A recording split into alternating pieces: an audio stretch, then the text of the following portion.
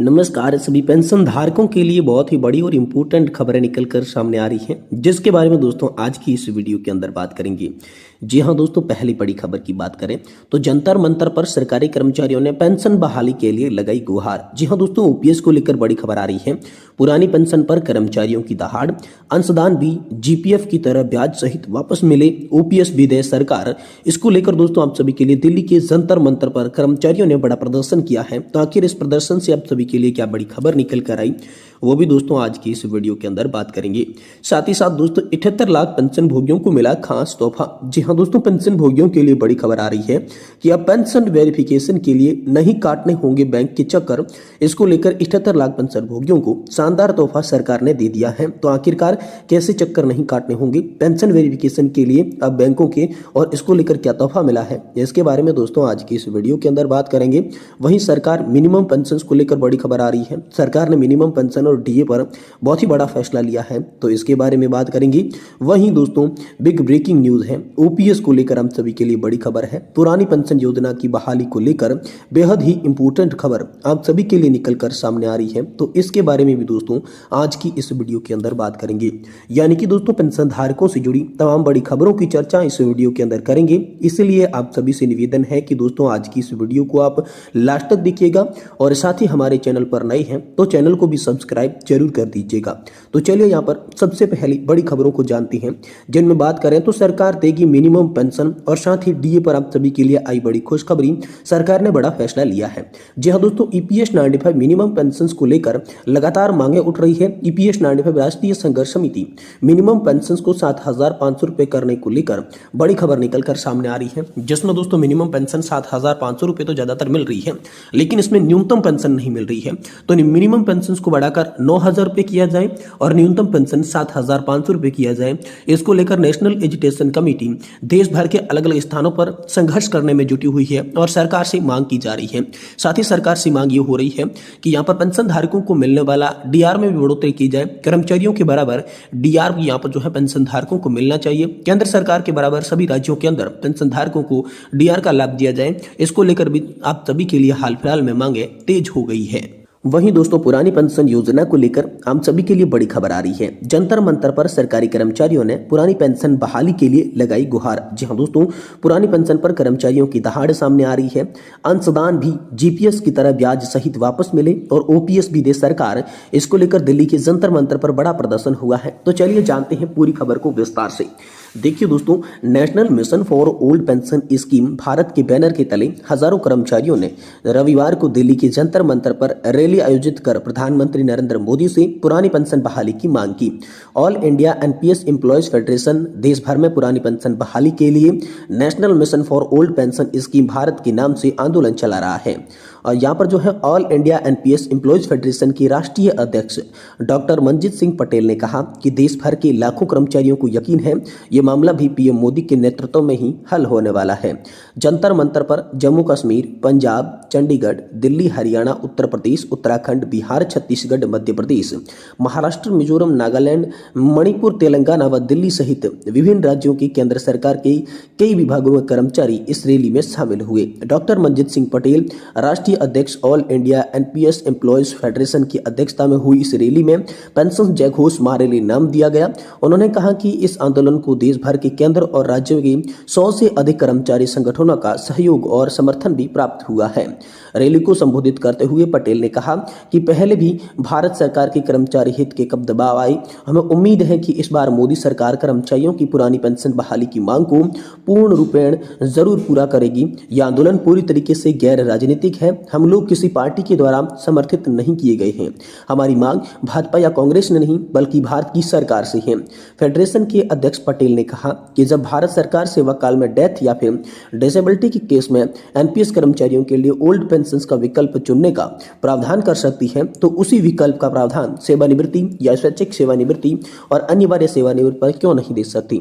इस प्रावधान से कर्मचारियों को उनका अंशदान भी जीपीएफ की तरह वापस ब्याज सहित मिल जाए और पुरानी पेंशन व्यवस्था भी। साथ ही पूरी नौकरी के दरमियान किया गया सरकारी अंशदान भी ब्याज सहित सरकार के पास ही वापस चला जाएगा।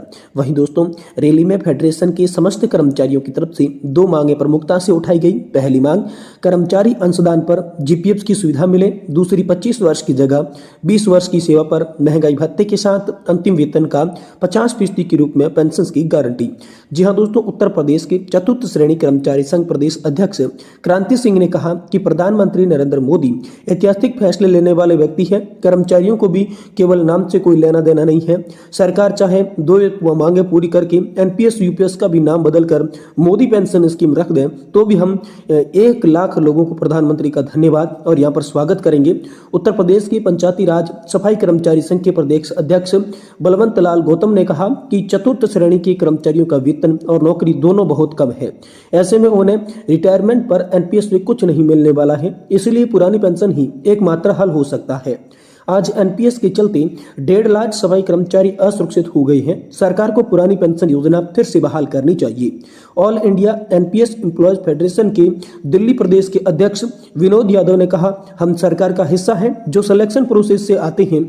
हमारी मांग भी सरकार से है कि किसी पार्टी विशेष से नहीं है। महाराष्ट्र के सभी सहयोगी कर्मचारियों के साथ आए मोहम्मद जुल्फिकार मोहम्मद, जो कि ऑर्डिनेंस फैक्ट्री के नॉन गेजेट यूनिट के वरिष्ठ सदस्य और फेडरेशन की राष्ट्रीय सचिव है, उन्होंने कहा कि एनपीएस वास्तव में पेंशन का निजीकरण है जिससे सरकार को फायदा न है और न ही कर्मचारियों को फायदा है।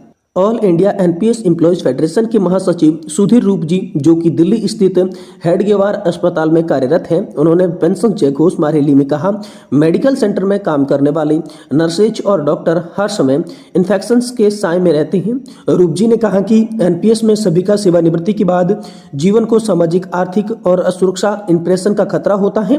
उत्तर प्रदेश लोक निर्माण विभाग कर्मचारी संघ प्रदेश महामंत्री जेपी सिंह पांडे ने कहा कि लोक निर्माण के कर्मचारी भारत के निर्माण में लगे हुए हैं, लेकिन सरकार को शायद उन कर्मचारियों के बुढ़ापे की फिक्र नहीं है। यही वजह है कि सरकार एनपीएस और यूपीएस को देश भर के कर्मचारियों पर थोप रही है। उत्तर प्रदेश के राज्य कर्मचारी महासंघ के प्रदेश अध्यक्ष रामलाल यादव ने कहा, पुरानी पेंशन बहाली आसपास होने से केवल प्रधानमंत्री नरेंद्र मोदी से ही जो इसे पूरा कर सकते हैं, आस उनसे ही है। यहाँ पर जो है रेल में तकरीबन 40 बड़े कर्मचारी नेता शामिल हुए रैली के अंदर, जिसमें रामलाल यादव, जेपी पांडे, प्रदीप सरल, बंटी सिंह, राजेश भाटी, संजीव कुमार वर्मा, रमेश बरमोड़ा, मालिक रफीफ, जगमीत बाली, हरदीप सिंह कौर, प्रभत सिंह, नरेश जालोन, जनक सिंह रावत, तेजराज पटेल, आशीष कुमार सिंह, अंकुर त्रिपाठी विमुक्त, नीरज पटेल, शशिकांत सिंह, जय कुमार, जो आदि यहाँ पर लोग जो थे दिल्ली के अंदर जंतर मंतर पर बड़े प्रदर्शन में शामिल थे और उन्होंने पीएम मोदी से ये बड़ी मांग कर डाली है। वहीं दोस्तों, पेंशन भोगियों के लिए बड़ी खुशखबरी है। अब पेंशन वेरिफिकेशन के लिए नहीं काटने होंगे बैंकों के चक्र। यहाँ पर 78.5 लाख पेंशन धारकों के लिए बड़ी खबर निकल कर आई है। देश के लाखों पेंशन भोगियों के लिए बड़ी राहत सामने आई है।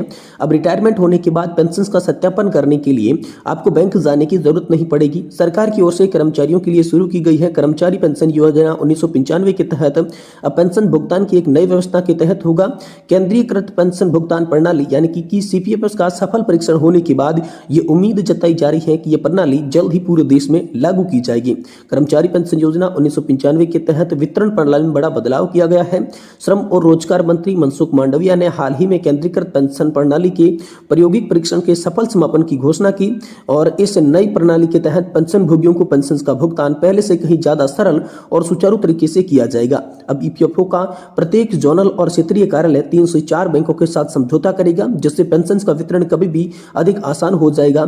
ये मौजूद विकेंद्रीकृत पेंशन प्रणाली से हटकर एक आदर्श बदलाव के रूप में है। तो केंद्रीकृत पेंशन प्रणाली ने पेंशन वितरण एक नई क्रांति लाई है। इस प्रणाली के तहत पेंशन भोगियों को अपनी पेंशन के लिए किसी भी बैंक जाने की जरूरत नहीं होगी। पेंशन जारी होते ही वह सीधे उनके खाते में जमा कर दी जाएगी। ये प्रणाली ईपीएफओ के आधुनिकीकरण की दिशा में एक बड़ा कदम है, जो पेंशन वितरण को और भी आसान बनाती है। सीपीपीएस के द्वारा पेंशन भोगी देश में कहीं भी किसी बैंक से अपनी पेंशन प्राप्त कर सकते हैं और जिससे पहले की लंबी प्रक्रिया और बैंक जाने की परेशानियों से कर्मचारियों को निजात मिला है। तो ये बड़ी खबर दोस्तों आप सभी के लिए केंद्रीकृत पेंशन प्रणाली की नई जो वितरण प्रणाली है उससे निकल कर आई है कि इससे कर्मचारियों को फायदा होगा।